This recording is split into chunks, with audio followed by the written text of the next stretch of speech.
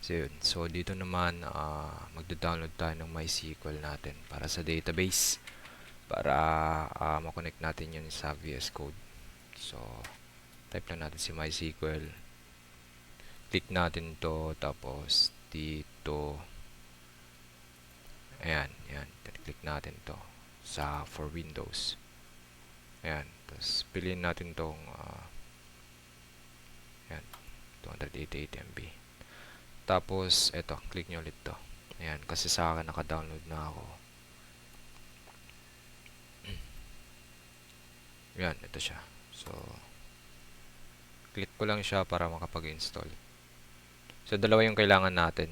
Bali, yung workbench, tapos yung server. Santay lang natin.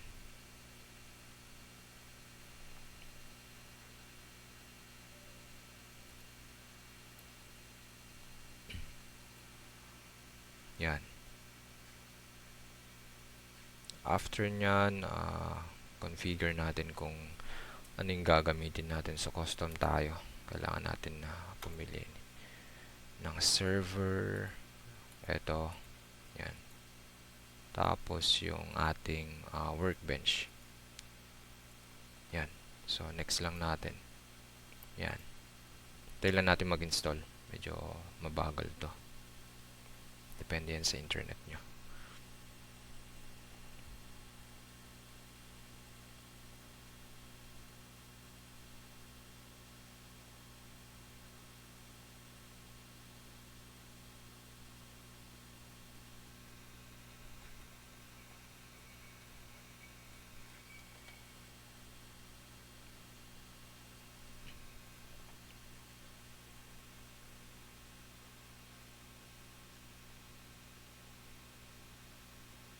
Yan. Forward nyo na lang.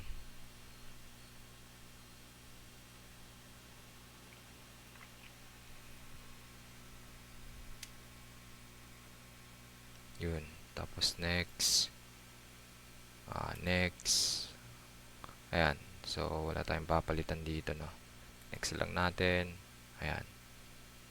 Next lang. Then, ayun. Gawa tayo ng password natin. Bahala na kayo. Dapat itabi nyo tong password na to. Lagay nyo sa ano. Sulat nyo. Para hindi nyo makalimutan. Next. Ayan. Next. Next lang. Execute lang natin.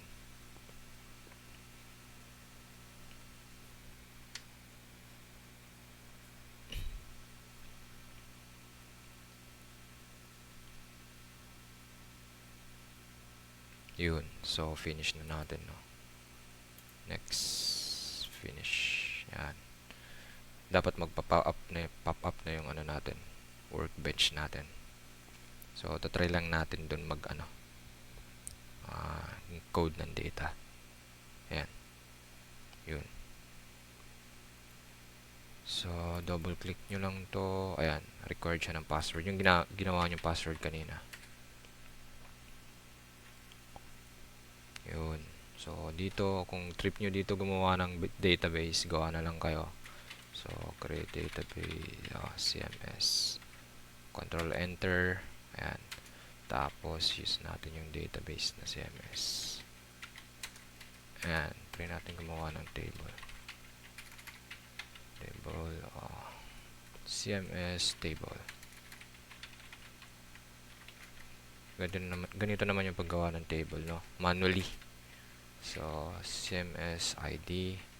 So, gawin natin int siya, yung data type niya. Tapos, gawin natin primary key. Tapos, gawa tayo ng CMS title. Ayan. Sa varchar naman. Ayan. 255. Tapos, execute nyo lang. Control Enter. Ayan. Check natin kung ano na ba natin to. Nagawa natin. Select. Tapos, lahat from CMS table. Ayan. Yan. Okay na. Ito na siya. So, para makita natin, click nyo to. Schemas na to. Schemas. Yan. Tapos, refresh nyo lang. Reload nyo lang. Ito na siya. Ito na yung gawa yung table. Then, pwede nyo itong i-save, no? Para pwede nyong export or import sa iba. Yan, save as CMS MacDB. Yan. Just check na lang kung nandun na yon. Tapos double click nyo. Pwede nyo buksan kahit saan. Pwede sa notepad, ganoon. Yan, naka-open na siya. Ito na siya. Ayan, so okay na tayo sa workbench. Punta na tayo sa VS Code. Yan, so yung last na gawa natin, gumawa tayo ng application. Tapos, nagay natin sa GitHub gamit ang Git. Nag-push din tayo ng update. Para makonect natin dito yung database natin. MySQL. Da-download na ng extension na MySQL.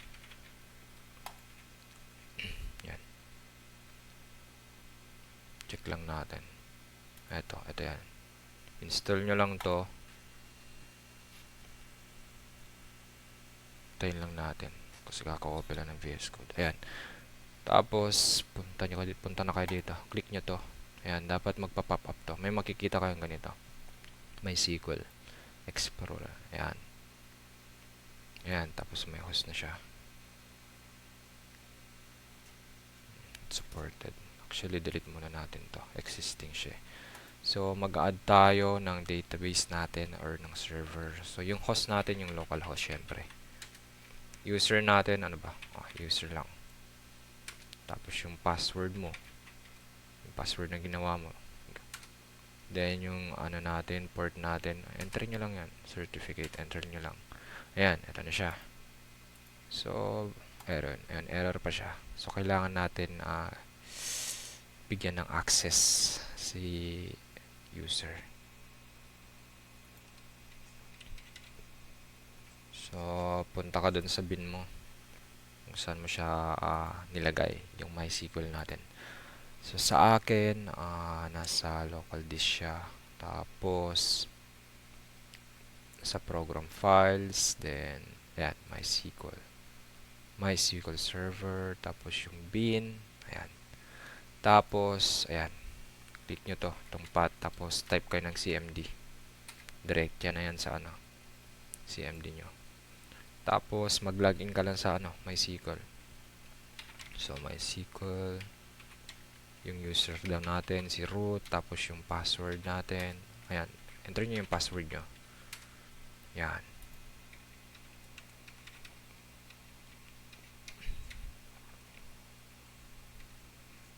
Yan, tapos gagawa tayo ng panibagong user. So, create user, SQL user daw, tapos then yung percentage, tapos single quotation ulit, then identified with MySQL underscore native password. Ayan, bye. So, yung bagong password nyo, no, na ilalagay nyo. So, siguro may password na lang. Password. Ayan. Para hindi na kayo malito. Tapos, semicolon. Ayan. Yan. Tapos, grant natin lahat ng access sa user na yan. So, grant all privilege. Yan. Privilege on and star, then dot star 2 yung user natin, si user ginawa natin. So, SQL user, then then percentage, then quotation mark, then semicolon. Oops, error, kamali ako. Ayan. Grant all privileges on to SQL SQL Server version for the right syntax ni privileges. Okay.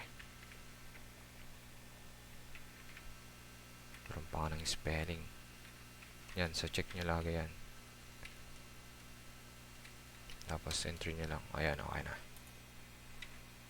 Ayan, tapos pagkatapos nyan, flash nyo na lang para